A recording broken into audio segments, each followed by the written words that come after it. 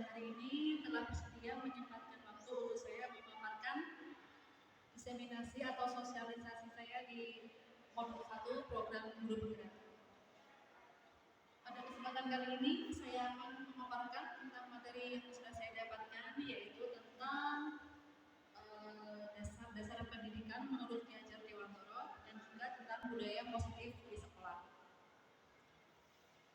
Sebelum masuk ke materi, saya akan share sedikit ya, karena selama ini tuh kita tahunya tujuan pendidikan kita selama ini yang kita tujukan untuk anak itu supaya anak itu pintar, supaya anak itu mendapatkan nilai yang baik, bahkan untuk mendapatkan nilai di atas KKM, sehingga nanti mereka bisa lulus dan melanjutkan ke pendidikan mereka ke jenjang yang berikutnya.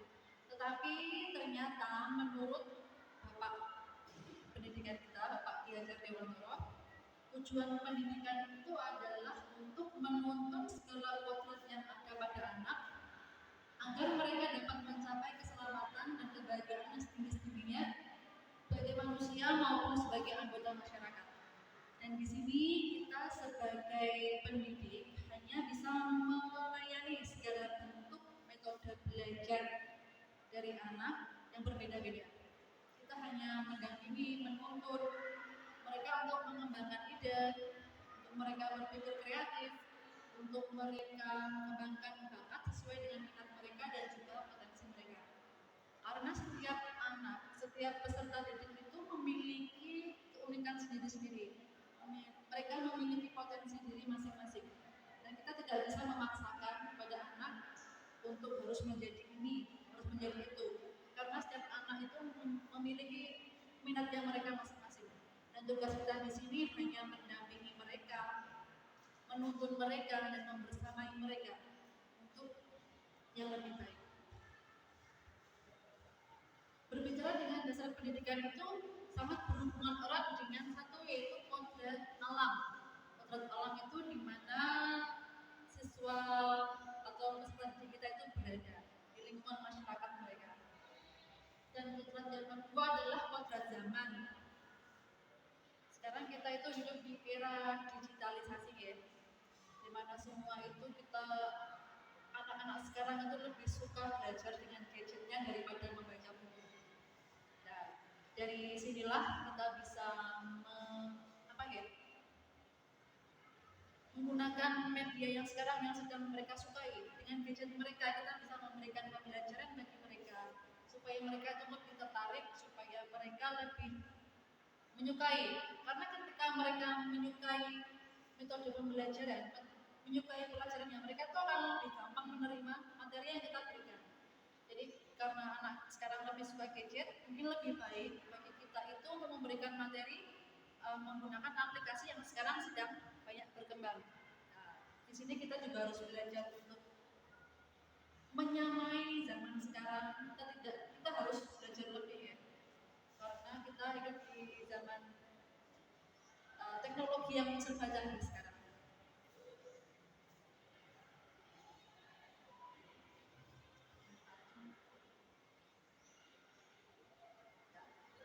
Hal terpenting yang harus dilakukan oleh pendidik adalah menghormati dan memperlakukan anak dengan sebaik-baiknya sesuai dengan kodratnya, melayani mereka seterusnya sesuai dengan trilogi pendidikan menurut Bapak Ki Hajar Dewantoro.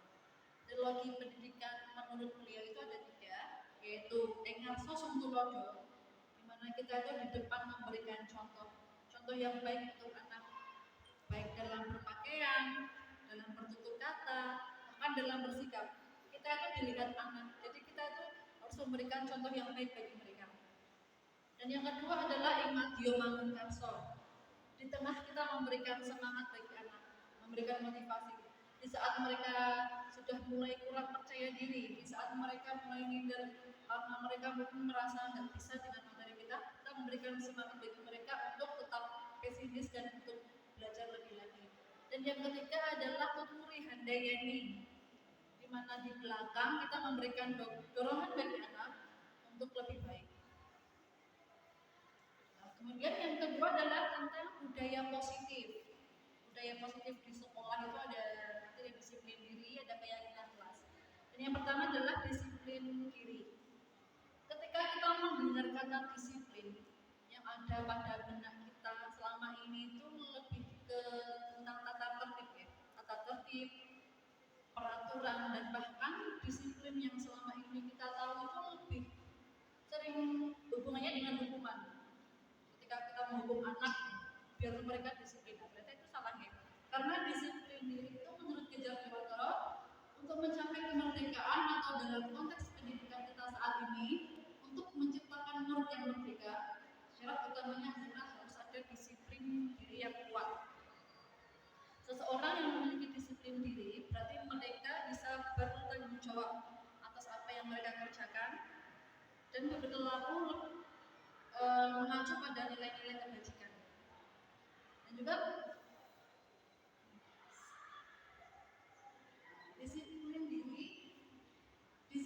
diri itu dapat membuat seseorang menggali potensinya menuju kepada sebuah tujuan, sesuatu yang dihargai dan bermakna. Dengan kata lain, disiplin diri juga mempelajari bagaimana cara kita untuk mengontrol diri. Nah, berbicara tentang disiplin diri, ini sangat erat hubungannya dengan motivasi diri ya. Motivasi perilaku manusia yang ada pada diri kita tuh berhubungan erat dengan disiplin.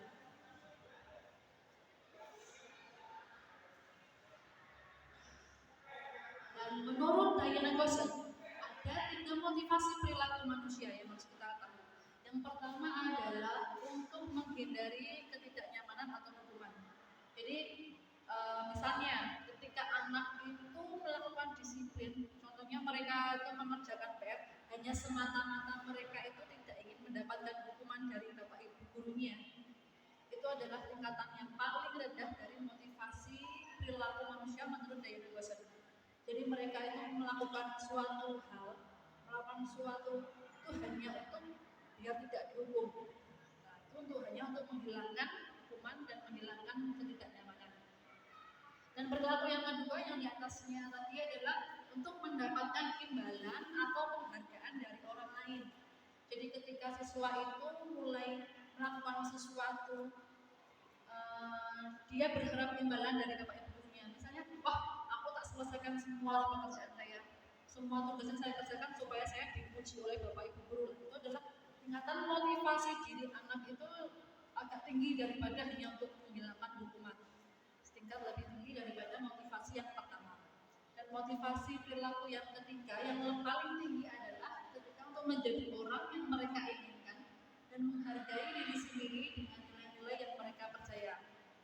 Di motivasi yang ketiga ini adalah motivasi yang paling tinggi, di mana anak itu sudah mulai sadar akan tanggung jawab mereka, akan sadar atas apa yang harus mereka perbuat, dan sadar akan tanggung jawab mereka itu mereka lebih enjoy dalam menjalankan, lebih paham, oh kalau saya mereka tahu resikonya apa yang mereka dapatkan, dan ini lebih terarah ya untuk anak itu karena mereka sudah paham sendiri apa yang mereka butuhkan, apa yang mereka harus kerjakan, dan apa yang akan mereka dapatkan nantinya.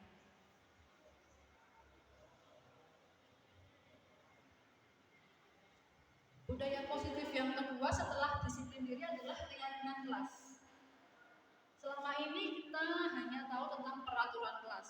Kenapa toh kok sekarang pakai keyakinan kelas, tidak peraturan saja? Ternyata peraturan itu hanya membuat anak itu semakin tertekan, membuat anak itu kadang merasa tidak nyaman karena hanya peraturan harus mereka kerjakan tanpa mereka kadang kita tidak menanyakan apa yang mereka butuhkan. Lebih baik itu adalah keyakinan kelas, di mana keyakinan ini dibuat bersama-sama di dalam kelas, mereka usul, disepakati bersama, dan dengan keyakinan mereka mau menjalankan itu ternyata lebih baik sekarang daripada hanya sekedar kata peraturan yang harus mereka kerjakan. Karena seseorang itu akan lebih tergerak dan bersemangat untuk menjalankan keyakinannya daripada hanya sekedar mengikuti peraturan. Dan yang ketiga adalah pemenuhan kebutuhan dasar. Pemenuhan kebutuhan dasar di sini ada 5 ya. Yang pertama adalah kebutuhan bertahan hidup atau survival. Kebutuhan bertahan hidup adalah kebutuhan kebutuhan yang bersifat fisiologis bertahan hidup, contohnya adalah makan. Nah, semua orang itu butuh makan, anak juga makan. Mungkin kalau mereka dalam pembelajaran kok merasa malas-malasan lah, mungkin tuh mereka tuh juga kadang butuh makan dan belum bisa makan. Kebutuhan yang kedua adalah kebutuhan cinta dan kasih sayang. Kebutuhan untuk mencintai dan memiliki, kebutuhan akan hubungan dan koneksi sosial, kebutuhan untuk memberi dan menerima kasih sayang, dan kebutuhan untuk merasa menjadi bagian dari suatu kelompok. Jadi ketika suatu anak itu sudah merasa dihargai di kelas, merasa disayangi oleh teman-temannya, oleh gurunya, mereka itu akan nyaman di kelas, nyaman di sekolah. Jadi seperti rumah kedua mereka ya. Di rumah mereka disayang, butuh perhatian dan kasih sayang oleh orang tuanya. Di rumah mereka juga butuh kasih sayang dan perhatian dari gurunya dan teman sekitarnya. Takutnya jika nanti mereka tidak mendapatkan perhatian di sini ataupun di rumah mereka malah justru akan melakukan hal-hal yang negatif.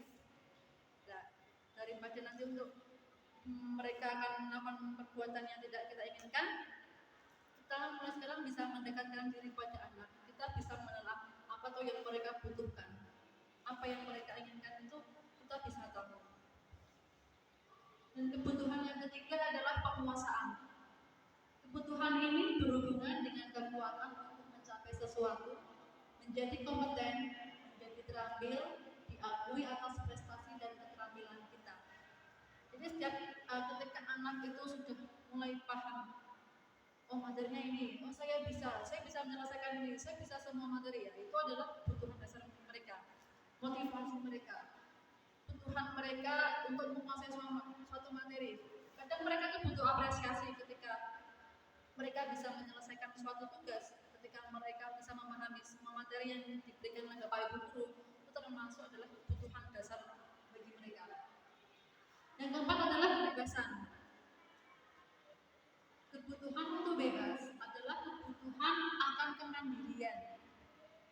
Bukan bebas yang langsung seenaknya sendiri ya, tapi di sini itu mereka kita kadang tuh memberikan kesempatan bagi mereka untuk mandiri, untuk melakukan sendiri ya. Kita hanya mengawasi, kita hanya sebagai fasilitator, mendampingi saja. Dan mereka tuh yang mereka inginkan tuh apa, kita hanya mendampingi saja. Dan yang terakhir adalah kesenangan. Kebutuhan akan kesenangan adalah kebutuhan untuk mencari kesenangan, bermain dan tertawa. Jadi mereka itu tidak hanya butuh dijejali oleh materi yang berlebihan, tapi mereka juga butuh bermain dengan teman-temannya, butuh hiburan. Dan kadang itu mereka butuh materi pembelajaran itu dengan bermain karena lebih menyenangkan dan mereka itu lebih mudah menerima dari materi kita.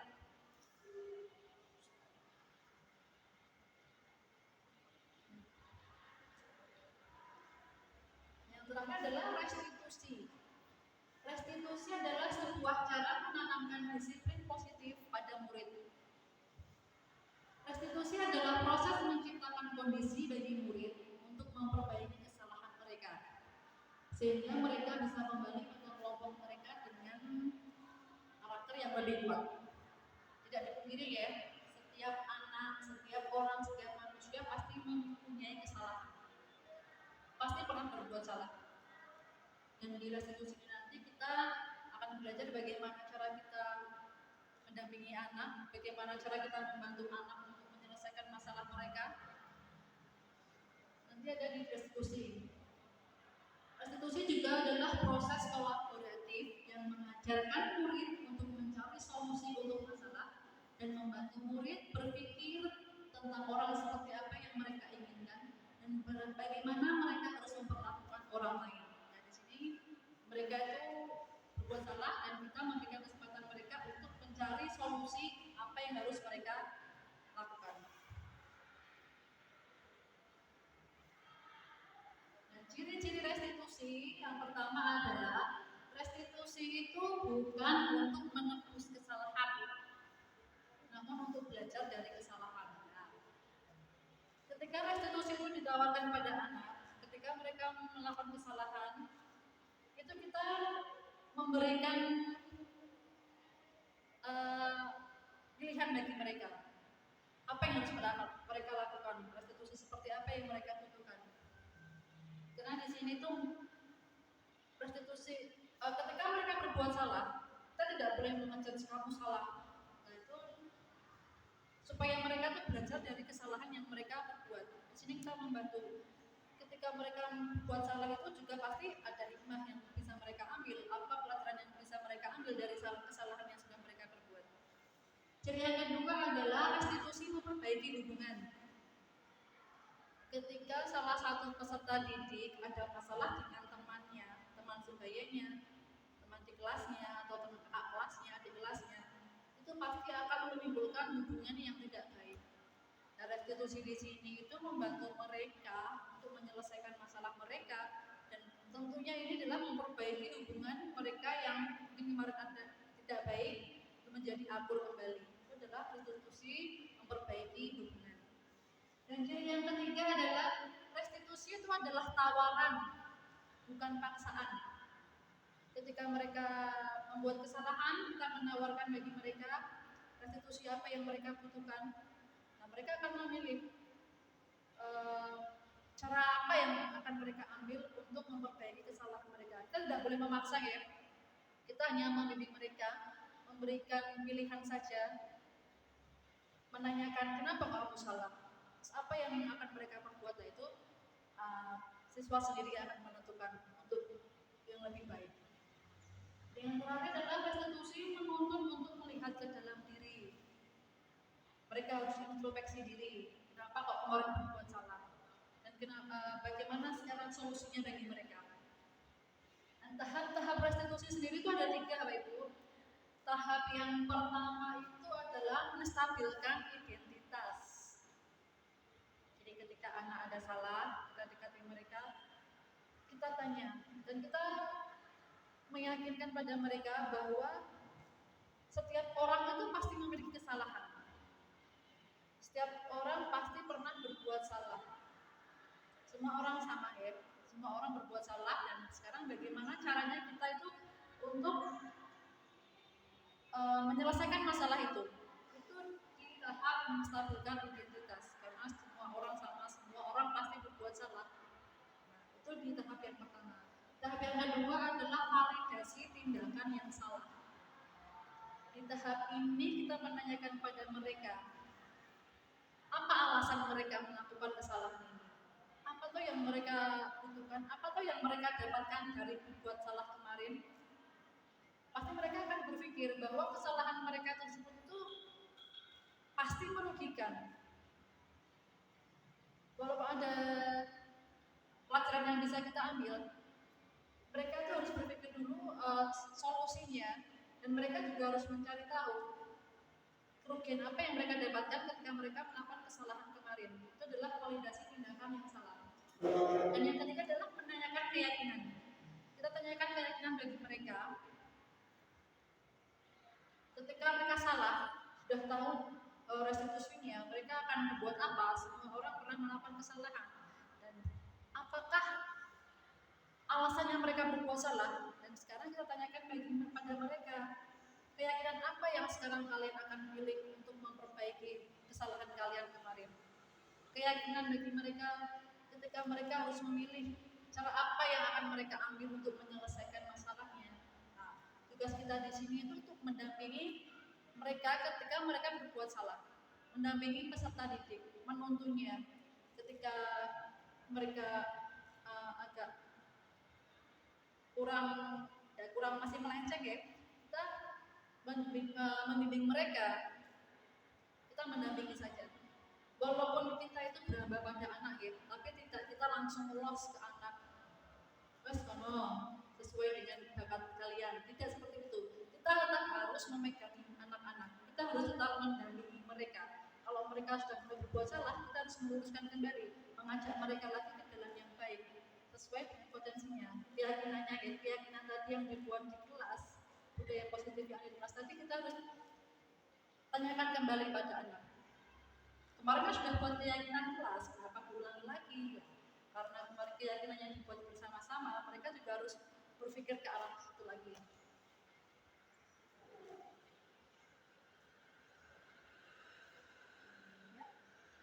Terima kasih. Itu materi yang bisa saya sampaikan pada siang hari ini tentang dasar-dasar pendidikan menurut Gajar Dewantara dan juga budaya positif di sekolah. Dan saya harap kami berharap ya, karena kami masih belajar di program ini masih lama, kita belajar bersama. Semoga di tahun-tahun berikutnya kita akan lebih baik lagi dalam membersamai anak, dalam mendidik anak. Kita ketika mereka melakukan kesalahan, kita juga bisa membantu mereka untuk menjadi anak peserta didik yang lebih baik lagi. Terima kasih waktu yang diberikan kepada saya. Terima kasih juga untuk waktunya. Wassalamualaikum warahmatullahi wabarakatuh.